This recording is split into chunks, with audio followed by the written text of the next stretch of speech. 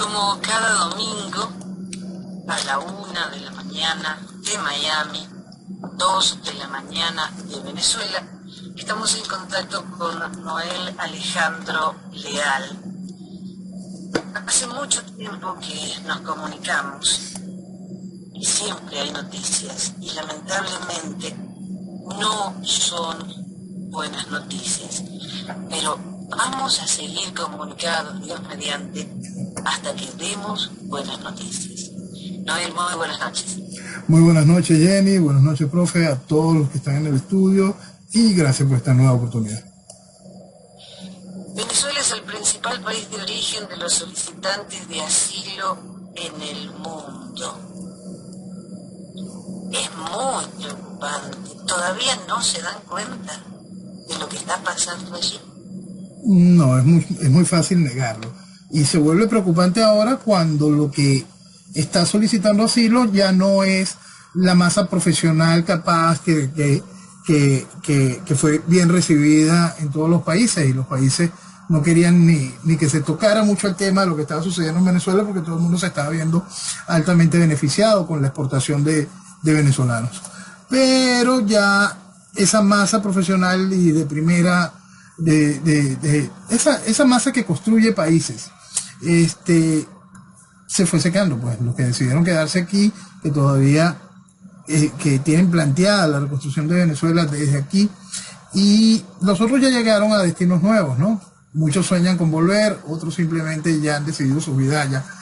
Pero también salió la otra masa, pues la otra masa de venezolanos que no tienen esas capacidades, y por eso ahora se prenden esas alarmas y esas notificaciones tan extraordinarias, que son suma de una serie de realidades que no son nuevas, que tienen muchísimo tiempo, porque desde la llegada del chavismo, simplemente el hecho mismo primigenio del golpe, del intento de golpe de 1992, ya hizo que muchos venezolanos comenzasen a huir. Después, por supuesto, ya en el 98 queda demostrado que había que correr, y desde el propio ejercicio del gobierno, las palabras asilo político van de la mano con la llegada del chavismo.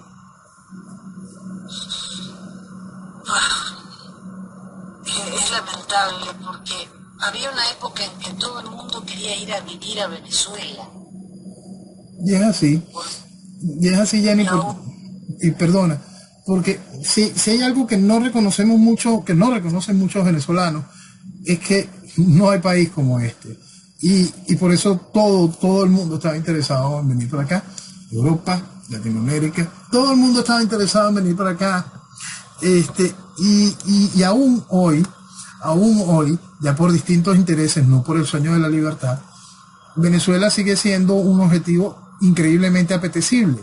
Y eso es lo que muchos venezolanos no terminan de entender, y terminan entregando el país como lo que hemos estado viviendo.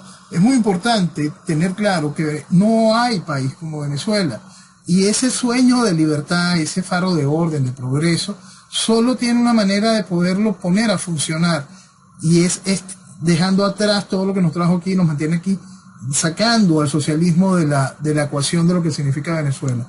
Al sacar el socialismo de esa ecuación, al dejar atrás ese pensamiento deforme, empieza un proceso maravilloso para ir generando toda una estructura que trae la oportunidad de desarrollo de una nación. Porque si hay algo importante para entenderlo, es que no hay país como este, y que en Venezuela está todo por hacer. Es decir, las oportunidades de inversión, de negocios, de capacitación, de desarrollo, están allí simplemente esperando porque Venezuela termine de tomar la decisión, el venezolano termine de tomar la decisión de que hay que sacar al socialismo de todo lo que tiene que ver con el pensamiento político de la nación. Hoy estaba leyendo en una página web de España los países petroleros, las reservas petroleras en 2021, y el primer país es Venezuela. Sí, Venezuela cuenta con las reservas certificadas de petróleo más grandes del mundo, y por mucho. Por eso hay que poner siempre la palabra certificada, ¿no?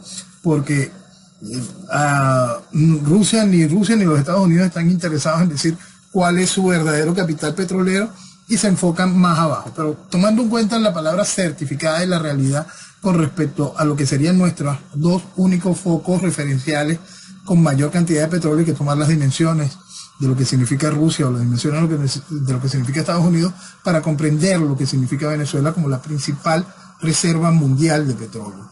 El hecho es que nosotros tenemos petróleo por siglos. Nosotros tenemos una capacidad para poder producir petróleo con toda la tranquilidad, una capacidad para poder extraer tranquilamente, y teníamos la oportunidad de tenerla instalada por 6 millones de barriles diarios sin ningún problema. Por supuesto, todo eso lo destruyó el chavismo. Y nosotros tenemos una capacidad como país de no solo es esa generación de petróleo, sino el valor adicional del gas asociado en la mayoría de nuestra estructura petrolera. Vuelvo a recordar la importancia de lo que fue la orimulsión y el desarrollo de la misma, y la alternativa que nosotros tenemos con ese combustible tan económico, tan explotable, tan cómodo de manejar para la exportación. Entonces, todas las posibilidades que tiene que Venezuela aún por explotar en el campo petrolero están destruidas por el chavismo. El asunto es que todo eso también es recuperable, ¿no? Y toda la industria petroquímica que va alrededor, poner a funcionar ese complejo refinador que nos coloca como el segundo complejo refinador más grande del mundo. Todas las cantidades de cosas que hacen de Venezuela algo increíble. Y ahí no estamos hablando todo lo que el chavismo destrozó, que ya técnicamente es irrecuperable. Bueno, algo que es irrecuperable desde el inicio de la llegada del chavismo fue cuando Chávez, en su proceso para destruir todo lo que era PDVSA, vendió la Beba Oil, que era nuestra ancla de triangulación comercial en Europa. Después Chávez contribuyó al proceso de desmantelamiento de distintas refinerías y negociaciones que teníamos. Y ahora, por supuesto, el cierre final es la pérdida del Citgo, pues. Entonces, todo esto fue una estructura muy bien hecha para la destrucción de todo lo que tiene que ver con la estructura petrolera venezolana encabezada por el chavismo. ¿Todo eso es recuperable? No, todo eso no es recuperable. Es más, PDVSA no es recuperable. Lo que es recuperable es Venezuela. Y Venezuela es recuperable entendiendo que el mercado petrolero todavía tiene un muy buen tiempo de un ciclo importante para su desarrollo, que todavía va a traer increíbles ganancias, y ganancias que Venezuela, teniendo estas reservas y esta posición geográfica, no solo tiene la oportunidad de reclamar, sino que tiene la oportunidad de triunfar de nuevo en el mercado. Me extrañaba porque en este mismo artículo marca a los 10 países petroleros exportadores más importantes y Venezuela no figura. No figura, porque todo eso es una vieja cadena de destrucción, ¿no? Tú sabes que durante muchos años nosotros, para mí, se ha sobredimensionado el significado de la OPEP, ¿no? Pero habría que verlo dentro del contexto histórico, en los periodos de la guerra de Yom Kippur, en cada una de las etapas, para encontrarle algún tipo de lógica a que Venezuela estuviese como factor principal en la OPEP. Más allá del concepto de lo que hemos ido explicando como Venezuela el único país no islámico de la OPEP para el momento de mi proyección del proceso revolucionario neocomunista fundamentalista. Pero hay un hecho que hace que Venezuela hoy ni figure como país exportador, ¿no? Ese hecho se llama Chávez. Ese hecho fue el chavismo, ese proceso socialista que arruinó nuestra industria petrolera.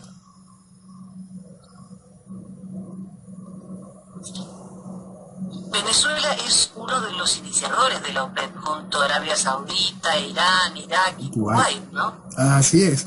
La OPEP como idea no es algo del todo descabellado, ¿no? El esquema es muy interesante. El asunto es qué figura hacía Venezuela allí, tanto para el momento como para la realidad posterior. Y más cuando, por lo menos, es tanto el espacio del juego. Y vuelvo al tema de la orimulsión. Porque si algo teníamos nosotros adicional con el asunto de la orimulsión, es que la orimulsión, como no entraba en la palabra petróleo, sino en el concepto de bitumen, estábamos fuera de las regulaciones del cartel con respecto a la capacidad de producción. Entonces, la OPEP tiene un nacimiento y una lógica para su desarrollo, en la cual, teniendo Venezuela como cliente principal a los Estados Unidos, hay un asunto que no cuadra mucho en cuanto a al beneficio de haber estado atado durante tantos años a la OPEP. Venezuela ha tenido muchísimas mejores oportunidades para haber hecho negociaciones directas, francas, que aseguraran tanto el envío como el cobro a nuestro principal cliente, y el único cliente que pagaba en cash, que hubiesen asegurado un mejor destino para la industria petrolera venezolana, en mi opinión. Ya eso siempre entra dentro de una cantidad de cálculos específicos sobre qué tanto hacía Venezuela dentro de la OPEP para poder mantener un nivel de precios interesantes o no. Pero el asunto es que eso también nos detuvo mucho en la parte del desarrollo independiente y en nuestra capacidad de extracción y de exportación.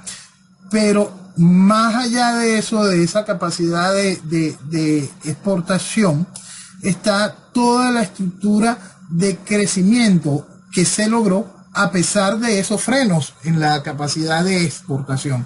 El crecimiento que tuvo Venezuela, el crecimiento que logró PDVSA, que fue catalogada en su momento como la segunda empresa petrolera más poderosa del planeta, todo eso simplemente se perdió en manos del chavismo. No importa el freno o las oportunidades de la OPEP, lo que importa sumar aquí y a sacar esta cuenta clara es que el chavismo, como todo lo que hizo en Venezuela, fue destrucción y, por supuesto, mató la industria petrolera venezolana. Sí, a mí, te digo, me asombró muchísimo. No sabía que Venezuela era uno de los 5 fundadores de la OPEP. Sí. Pero claro, uno habla Irán, Irak, Kuwait, Arabia Saudita y Venezuela, suena medio raro Venezuela dentro de estos 4 países. Sí, hay una lógica cuando entiendes que estamos en un mar de petróleo. Lo que pasa es que no hay una lógica comercial económica cuando se entiende nuestra geopolítica, nuestra ubicación geográfica y el poder de compra de los Estados Unidos. Bien, Venezuela, siendo la principal reserva, tiene que importar el 70% del maíz que necesita para fabricar arepas.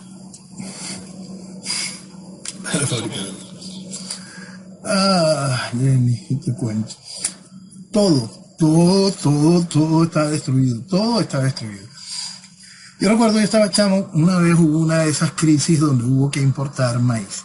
Y el maíz blanco, que es el maíz base de nuestras arepas, no es el maíz más comercial, ¿no? Entonces es difícil hasta conseguir la importación del mismo. Lo cierto es que aquel caso era por una serie de sequías y una cantidad de cosas que estaban mal hechas para el momento, aparte de una negociación de estas maravillosas que existían de dólares preferenciales para importaciones ad hoc. Entonces, la realidad es que ahora no va más allá de eso. El proceso de destrucción que estaba claro desde el inicio del chavismo, porque es un proceso socialista, viene a destruir. Yo lo ubiqué también en un artículo que escribí por el 2007 donde hablaba si era posible la hambruna en Venezuela. Y por supuesto que era posible, porque el mayor causante de ese esquema de hambrunas en el mundo dejó de ser las causas naturales. El mayor causante de eso es el socialismo. Entrábamos en un proceso socialista y aquí la realidad.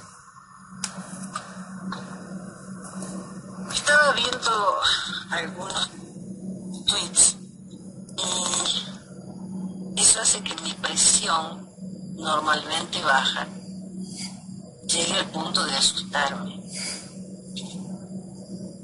Arranca la campaña electoral, pero bajo observancia internacional. Cuidado, eso hay que tenerlo muy en cuenta. Hay gente que todavía propone salir a votar en masa para dar vuelta el resultado. Sí. ¿Hay muchos nocinos en Venezuela? Mira, pendejos hay en todas partes del mundo. Nosotros tenemos un plus impresionante.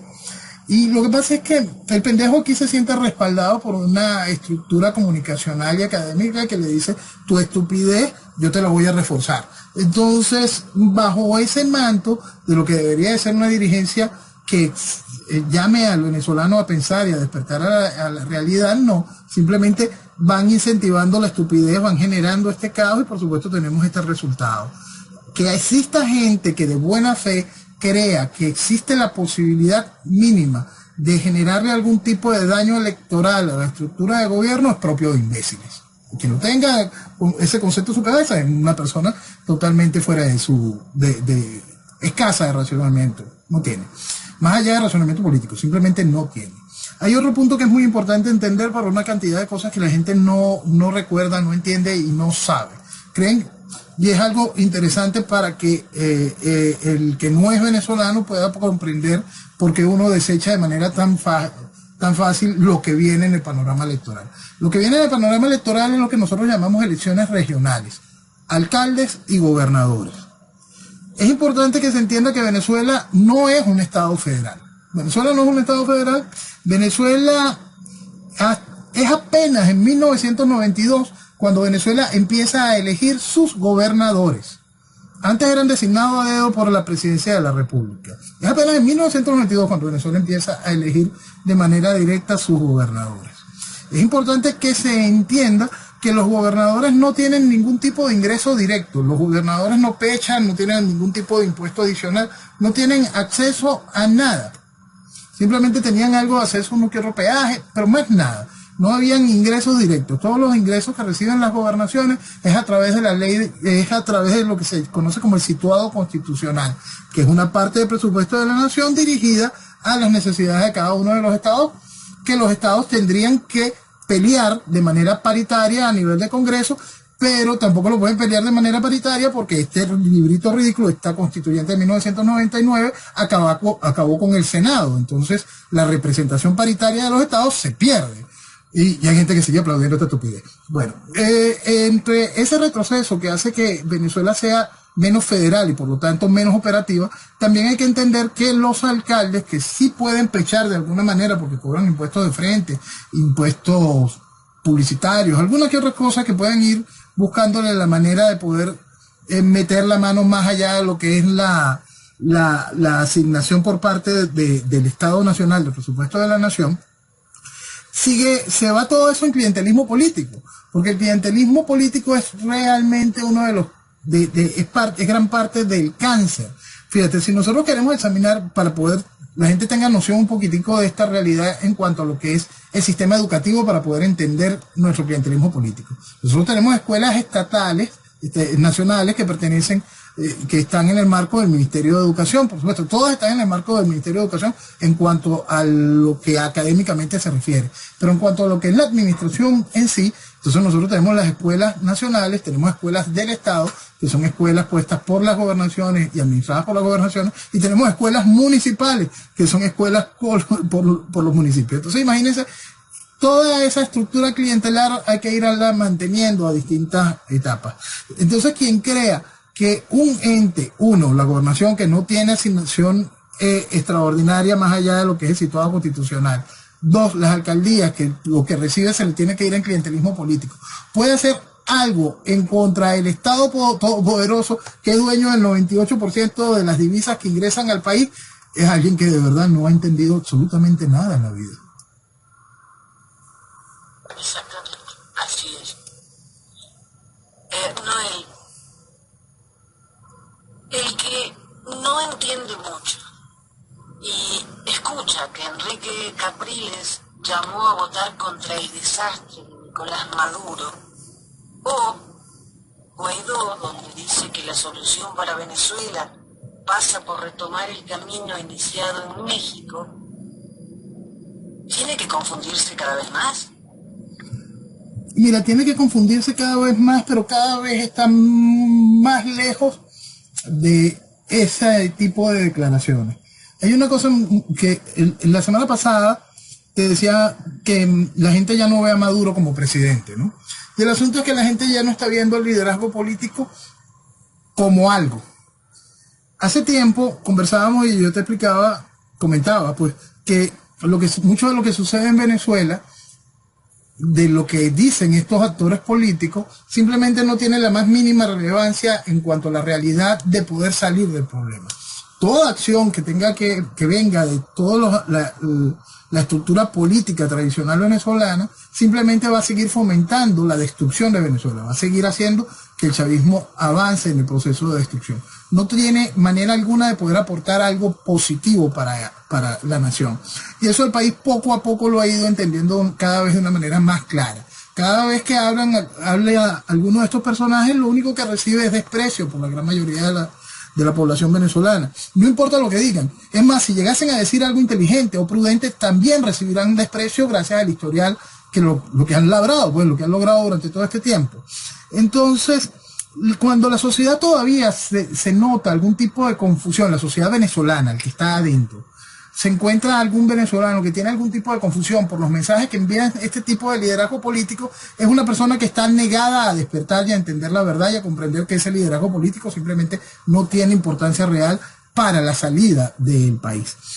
Lamentablemente, la gran caja de resonancia que son los medios de comunicación, los generadores de opinión y el refuerzo que ahora llega internacional, porque se vuelve los medios internacionales la tarima de la estructura política venezolana que está desgastada a nivel nacional, puede generar un poco de ruido.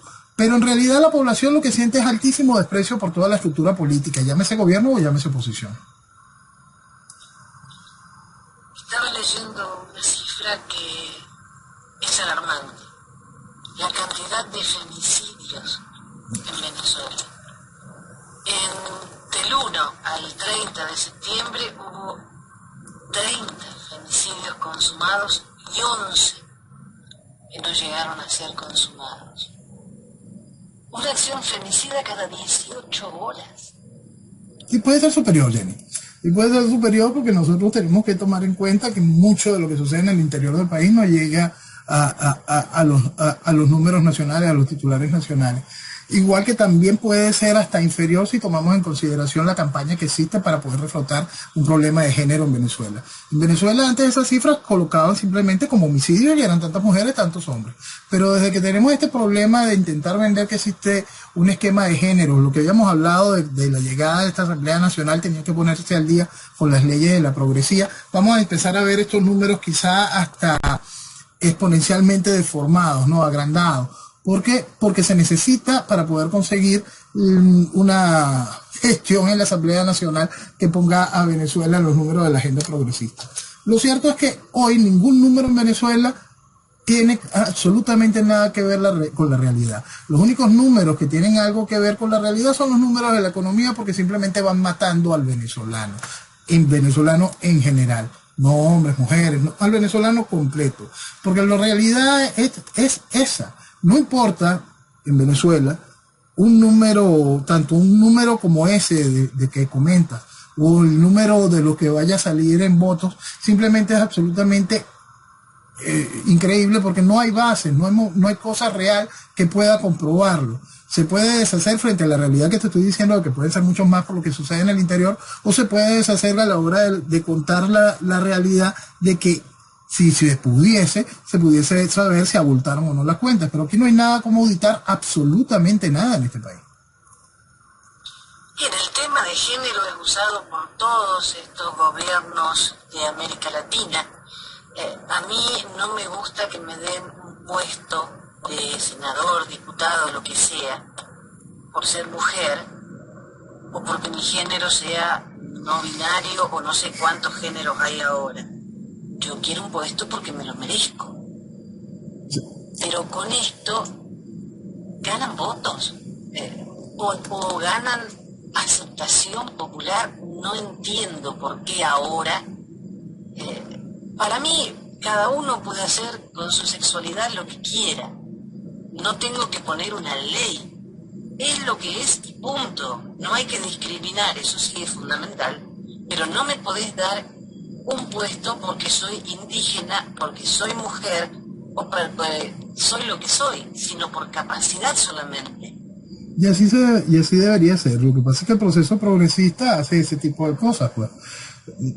Fíjate, el socialismo nace con la gran mentira de un proceso igualitarista. Todos somos iguales, absolutamente falso, porque el Señor, somos iguales ante el Señor, deberíamos de ser iguales ante la ley, pero nos dieron el libre albedrío, lo cual nos hace distintos. Ok, entonces ese es un asunto ya natural. Por supuesto, ahora la progresía busca este concepto de defensa de las minorías, y entonces ese concepto de defensa de las minorías hace que toda una sociedad tenga que someterse a las necesidades o caprichos de otros. Entonces, Cuando tú haces que toda una sociedad tenga que someterse a las necesidades o caprichos de otro, va generando un proceso de distorsión, porque esa sociedad empieza también a separarse en nuevos nichos para cada uno hacer valer su capricho o su necesidad, destrozando la posibilidad de la vida en sociedad, haciendo que el país en general vaya siendo inoperante. Cuando eso lo traspolamos y lo hacemos grandote en el mundo, hacemos que toda la sociedad global sea profundamente inoperante, incapaz de interconectarse porque le has ido sembrando necesidades, caprichos, odios, rechazos. Eso es parte de lo que es el socialismo moderno. Es generar un gran caos en la sociedad para que la sociedad no pueda defenderse de lo que le viene. ¿Y qué es lo que le viene? Lo que estamos viviendo. Lo que estamos viviendo es este proceso de imposición, este proceso de tú tienes derecho al cargo, tú no, aunque tú estés preparado. Esas realidades tenemos ya rato viviéndolas y van a ser explotadas cada vez más y explotadas por un esquema de ley. Que en Venezuela esté entrando esto hoy es porque Venezuela ya el proceso revolucionario era gobierno. En los otros países entra esto primero para destrozar las bases y poder llegar al gobierno. Venezuela ahora tiene que ponerse al día con esa agenda y por eso es que la ejecuta. No es que le traiga ningún tipo de beneficio político-electoral a lo interno, le trae un beneficio político en el externo, al colocar a Venezuela como un país más que se ajusta a la Agenda 2030 y a los detalles que tienen que ver con la globalización, el globalismo progresista. Vamos un ratito a monómeros. El informe elaborado por la Comisión Especial de Control e Investigación sobre la situación actual de la empresa Monómeros Colombo Venezolano Sociedad Anónima acusa a la expresidente de la Junta Directiva de la empresa, Carmen Elisa Hernández, y a Leopoldo López de estar a tanto de la trama para tomar la empresa. ¿Hay algo de cierto en esto? Todo. Listo. Y es algo que se entendía desde el principio. Nosotros lo hablamos en el mismo enero del 2019. Una de las peores cosas que podía suceder es que le dieran acceso a los activos venezolanos a esta gente.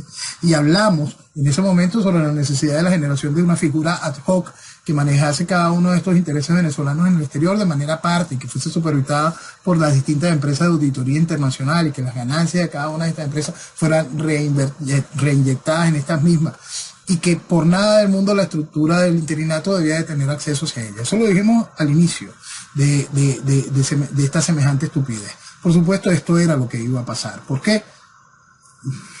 ¿Qué cuenta tienen que sacar? Hay algo que la gente tiene que entender. Señores, la estafa más grande que le han hecho a este país es vestir de democracia esta desgracia. Es decir, para que esto sucediese es porque esa oposición lo hizo posible.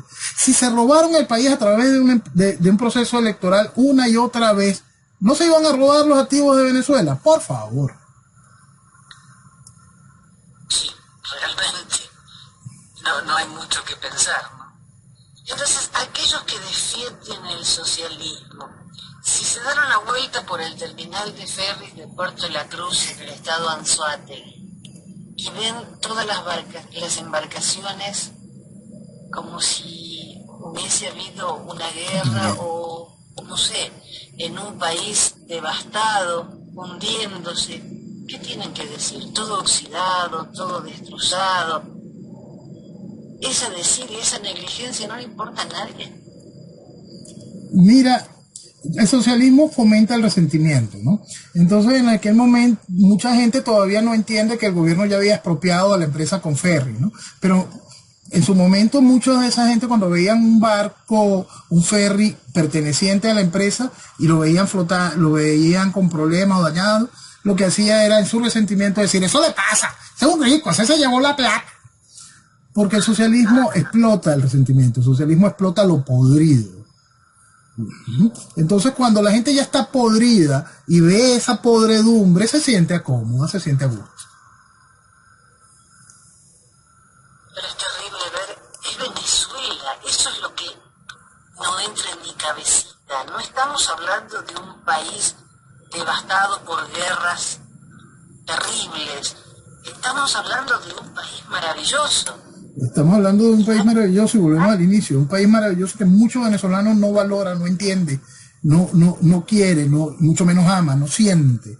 Estamos hablando de un país lleno de magia, un país con todas las posibilidades, un país envuelto, un país que desde hace mucho tiempo es tomado por su clase, por su clase dirigente como una mina, y un país en el que pretenden seguir imponiendo un proceso donde el venezolano sea estupidizado, ridiculizado, y hay mucha gente feliz en eso, ¿no?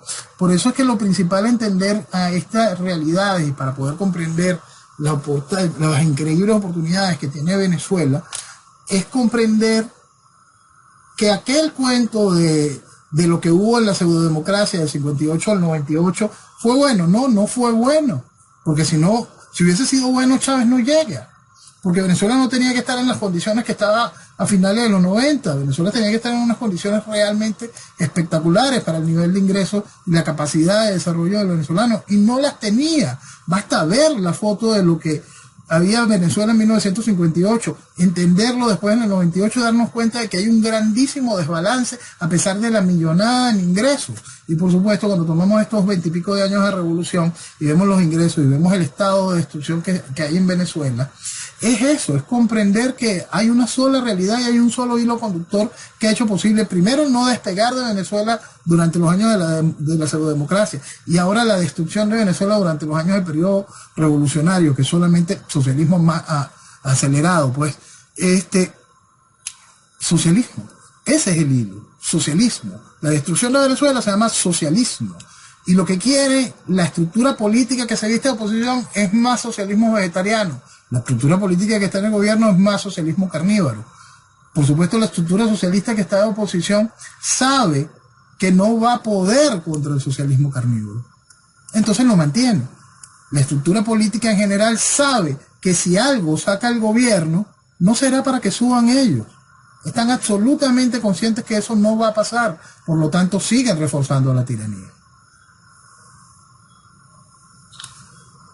Vamos a algo que, bueno, por ahora es el tema casi obligado.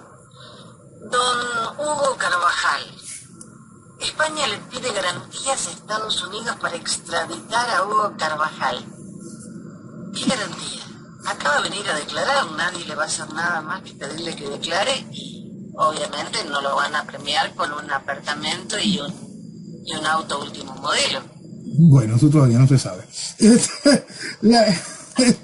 Lo cierto es que, como habíamos hablado hace semanas, España no cuenta con pena de muerte, no cuenta con cadena perpetua. Entonces este tipo de cosas es una exigencia casi que innecesaria, porque es una regla natural de cuando un país extradita. Cuando un país extradita, lo que le dice al país que va a recibir al extraditado es: mira, recuerda que tú no puedes excederte de las reglas que son en mi sistema de justicia. Y el país que lo recibe dice: claro, ¿cómo no? Siempre lo hacemos así, y siempre se hace así. Lo que pasa es que todo esto entra dentro de algo que también hablábamos la semana pasada, que es el proceso de extorsión que está viviendo España. Y hay que dejar ese punto muy, muy claro. Si a medida que España le consigue cada vez más garantías y tranquilidad al pollo en su extradición, que no solo no tienes pena de muerte, no hay cadena perpetua, sino que a medida de que tú entregues tal cosa, ellos ya van a aceptar que tú aceptes que esta pena se te va a reducir, y es posible de una vez que te vayas negociado para que nada más vayas a pasar 6, 8 años en un club campestre, y que vayas segurito, que vayas tranquilo. Quizá el pollo ceda, y entonces deje de echar chisme sobre España y se ponga a echar chisme sobre otro país. Pero lo que tenemos hasta hoy es eso: el pollo echando chisme que en Venezuela eran harto conocidos, que el país se sorprende porque el país necesita que narcotraficantes o violadores de derechos humanos digan lo que todo el mundo sabía. Entonces, el asunto es que los Estados Unidos necesitan que el pollo vaya, por lo que habíamos hablado, estrictamente por el asunto del funcionario de la DEA. Lo adicional es siempre adicional, pero son esos valores agregados ya más a razones políticas que a las razones propiamente del esquema de justicia de los Estados Unidos. ¿Necesidad tiene Venezuela de que el pollo hable? Sí, pero mucho de lo que el pollo tendría por decir no tiene mayor interés para los Estados Unidos. Entonces no es algo que pueda entrar en el proceso de negociación. mucho que lo de Pollo tiene que decir que puede irle bajando su nivel de condena es los nombres extras en el proceso de narcotráfico. Los que no son Otoniel ni el cartel de Sinaloa.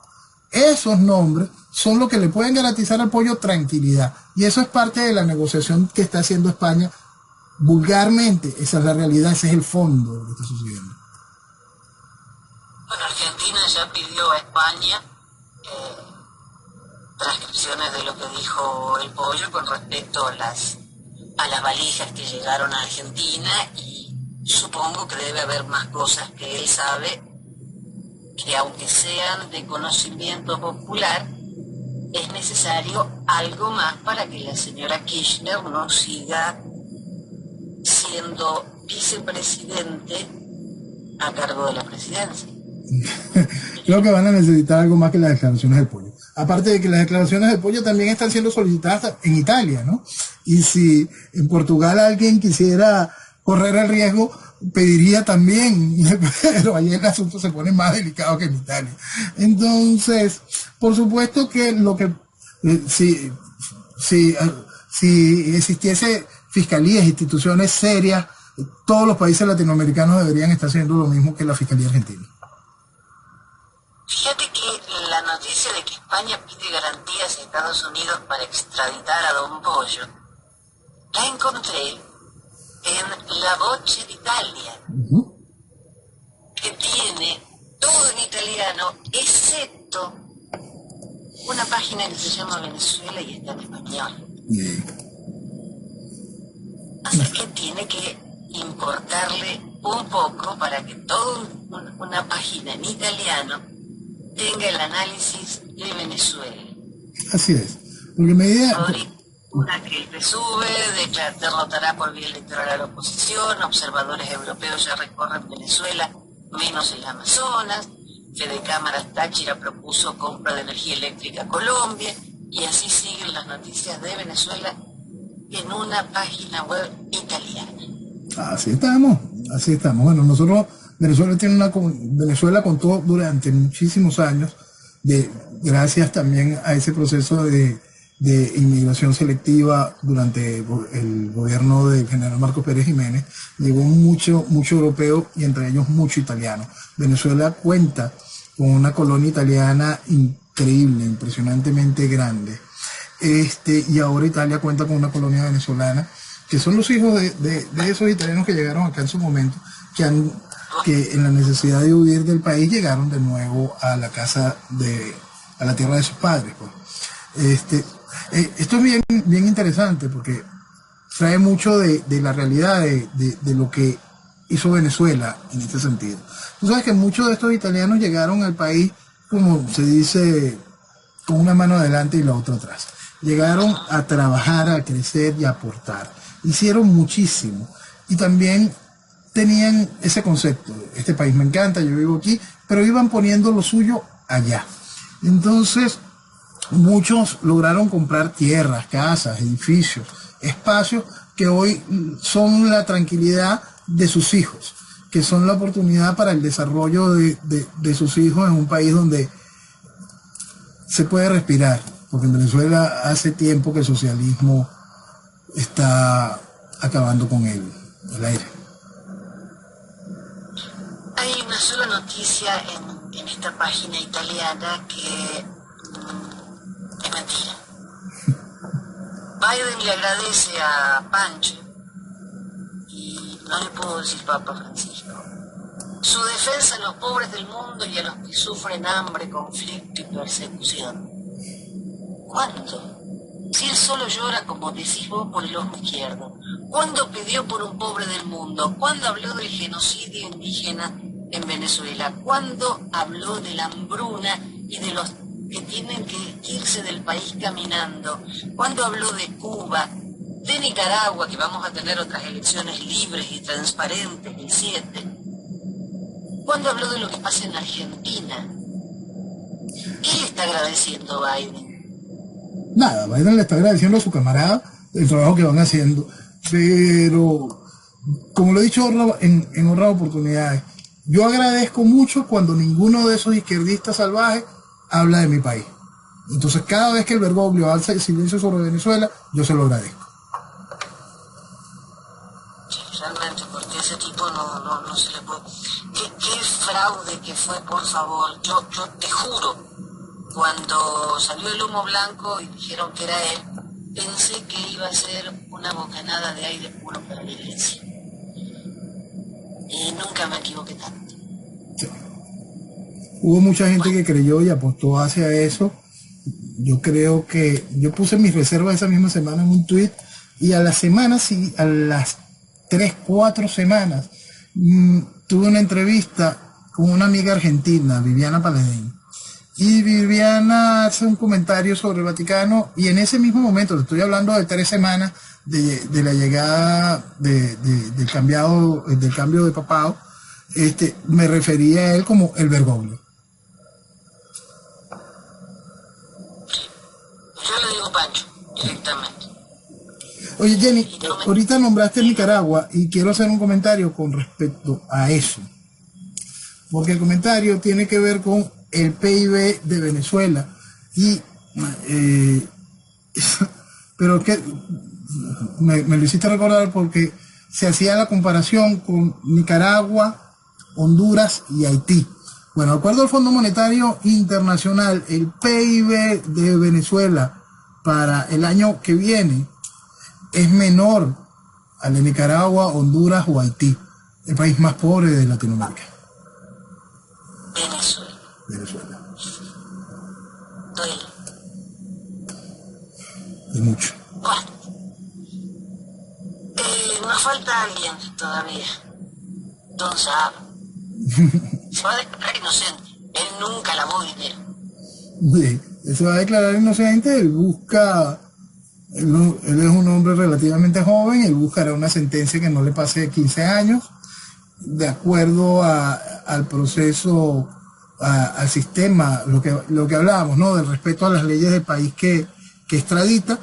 Creo que Cabo Verde, para el tipo de delitos que se le pueden imputar a Saab, no tiene una sentencia mayor a 25 años, es decir, lo máximo que pudiese sentenciar los Estados Unidos a Saab estaría por ese orden, y planteando buena conducta, trabajos adicionales, quizá entregue un par de cosas que no tengan mayor peso en específico. Él debería estar sacando sus cuentas de que pudiese salir en unos 12 años, 12, 15 años. Y entonces eso es un número bastante favorable para él. Y por lo tanto, yo no la veo, yo no sé nada, no quiero saber, nunca he dicho nada ni diré. Es una gran oportunidad que tiene en ese sentido. El asunto está en que, como lo hemos repetido, los Estados Unidos lo saben todo. Todo. Entonces lo que le van a ir es mostrando cómo su familia, allegados, conocidos, son los primeros que van a ir presos. Son los primeros que van a ir a buscar. Son los primeros que van a solicitar. Entonces, allí es cuando comienza el nuevo proceso. No es que tú vas a cantar ahora para que te quite años, sino tú vas a cantar ahora para evitar que aquellos no vayan presos. Pero la mujer y los hijos están en Venezuela. Sí. Son rehenes en Venezuela. Sí, pero es que igual hay cualquier cantidad de gente que es del entorno cercano que se utilizó para la estructura de lavado, ¿no? Y es esa estructura de lavado que le va a ir generando los problemas. El problema que le obliga a ir entregando ciertos peces gordos para evitar la cárcel de terceros. Bueno, Maduro propuso entregar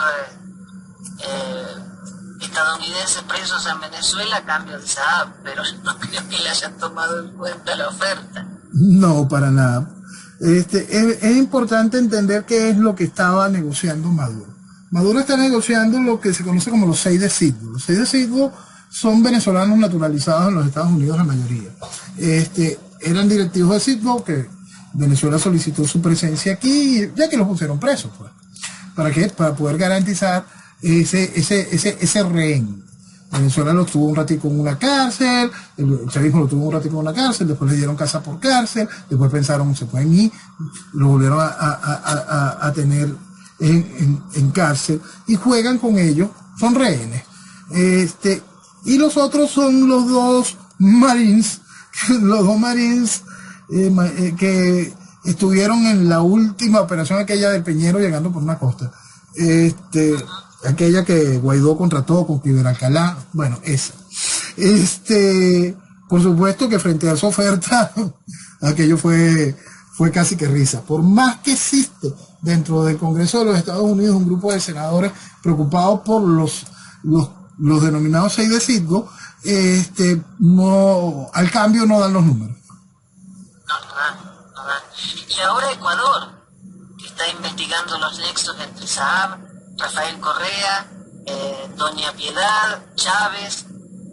Fíjate que eso es un dato bien interesante para que la gente pueda entender la magnitud del asunto. La justicia de Ecuador está investigando la relación de lavado de dinero entre Saab y Correa por el orden de 2.000 millones de dólares. 2.000 millones de dólares. Solo la negociación con Correa, con Ecuador. Entiendan, cuando ese presidente de Cabo Verde dijo: nunca me habían llamado tantos presidentes a la vez, preocupado por el asunto de eso. Entiendan la dimensión de la cantidad de miles de millones que funcionaron a través de la lavandería de Saab, para poder comprender el tamaño de por qué era tan importante esto, por qué tantos países se movilizaron hasta esto, por qué fue 1 año, 2 años de una pelea internacional diplomática de este nivel. Eso es lo que importa, esa es la realidad. Cuando tenéis ese ejemplo, que solo la relación Saab-Correa, estamos hablando de 2.000 millones de dólares lavados. Nada más. En un solo país. Solo con Correa, eso es importante que se entienda. Y solo lo lavado por Saab con Correa. Ecuador y Venezuela tienen un guiso atrás más grande que otra cosa que hicieron con una moneda internacional que se llama el sucre, y cuando se destape aquello eso va a ser más feo todavía. Pero en el caso particular Saab Correa estamos hablando de lo que la Fiscalía ecuatoriana está pidiendo investigar, es por el orden de los 2.000 millones de dólares. Seguramente es algo superior. Estamos hablando solo de Correa, no estamos hablando del resto de las estructuras afiliadas a Correa, afiliadas a todo el proceso de la revolución ciudadana, como fue llamado el proceso en su momento en Ecuador. Un periódico colombiano titula una noticia: ¿quién será el expresidente que podría aparecer en el entramado de Alex Saab? Yo creo que casi todo el mundo acertó. Mira, van a salir toditos. Van a salir toditos. Fíjate, ¿tú te acuerdas cuando se abrió aquel escándalo de Odebrecht y yo te decía, van a salir toditos? Odebrecht está en todos los países y en todos los países con sobreprecios y cada una de estas cosas. Y recuerdo que enfoqué directamente hacia Perú. Lo de Perú es una verdadera exageración con todo lo que ha caído ahí a través de lo de Odebrecht. Y si vemos lo que es el panorama político nacional, aquí toditos quedaron salpicados por lo mismo. Bueno, en el asunto es que mucho de ese dinero también entra en procesos de lavado para poderlo justificar de alguna manera, y para eso estaba Saab y las cuentas de Venezuela, las empresas de Venezuela, el buen nombre de Venezuela. Entonces esto todavía va a ser noticia. Lo de la enfermera, ¿qué pasó al final? ¿Tiene mucho para contar o no tanto?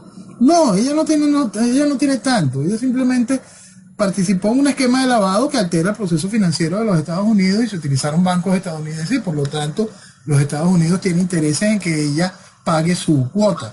Pero lo de ella, como lo intenté explicar el otro día en una entrevista a una emisora de radio argentina, eso siempre hay que ponerlo en una escala, pues. Uno pone bajito como casi que un negocio local, a pesar de que fueron cualquier cantidad de millones y millones que contribuyeron a la destrucción de nuestra moneda, el asunto de la enfermera. Es un asunto casi que doméstico comparado con lo que significa el pollo y de doméstico pasa a más chiquitico comparado con lo que significa Saab.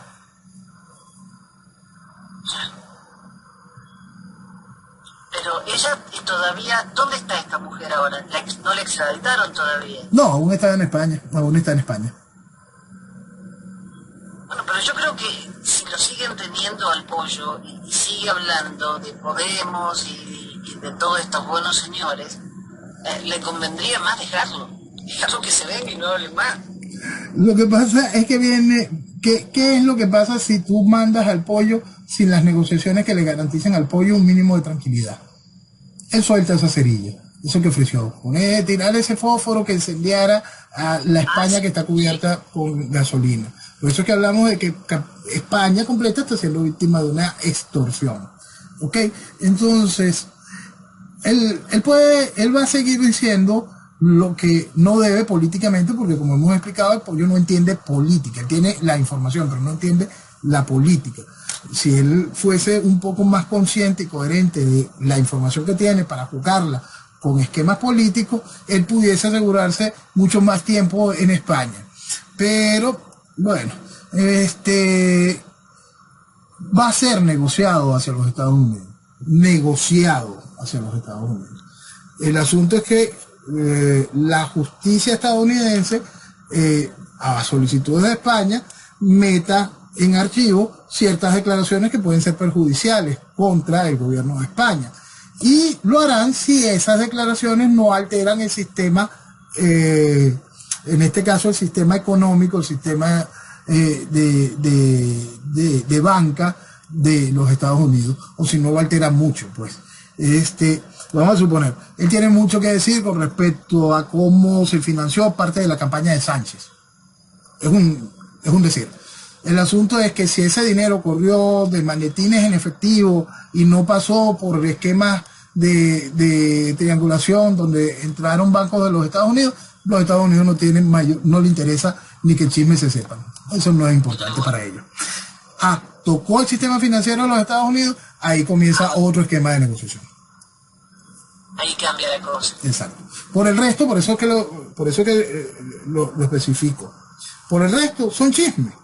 Chismes que atienden a la necesidad de cada país. Cada país tiene que entender que ese chisme le afecta porque está destruido gracias a esa situación, porque dejaron crecer el monstruo de lo que significaba Venezuela. Porque para todo el mundo era evidente que Chávez lo que venía a hacer era generar caos. ¿Por qué lo permitieron?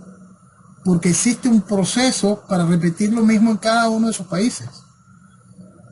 Y eso es importante que se entienda, porque quizás no son los mismos protagonistas de gobierno, el de hoy, que el que estaba al inicio del gobierno de Chávez, pero sí son las mismas estructuras partidistas, si es un esquema continuado, si es el esquema que ha hecho posible esta realidad.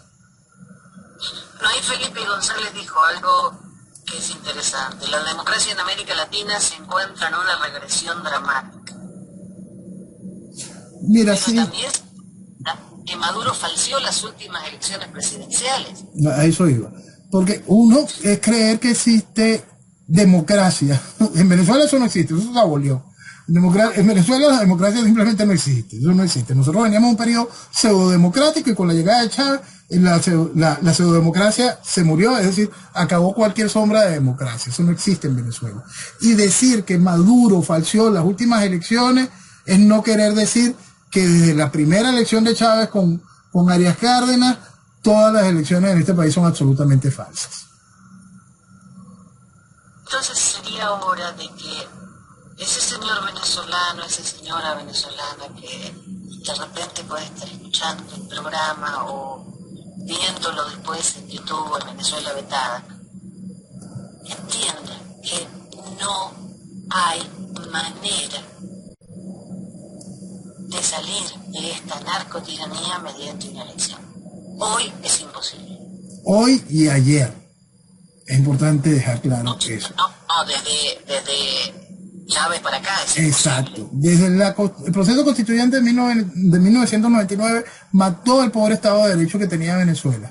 Entonces, la débil institucionalidad que existía simplemente se convirtió en la ausencia de institucionalidad en Venezuela, lo cual deja de manera clara que nunca existió desde el proceso de 1999 salida ni jurídica, ni legislativa, ni electoral. Nada dentro del marco de esta ridícula constitución puede darle a Venezuela futuro. Noel, nos encontramos Dios mediante la próxima semana. Amén. Y esperemos volver la semana que viene. Y que viva Venezuela. Viva Venezuela. Buenas noches a todos.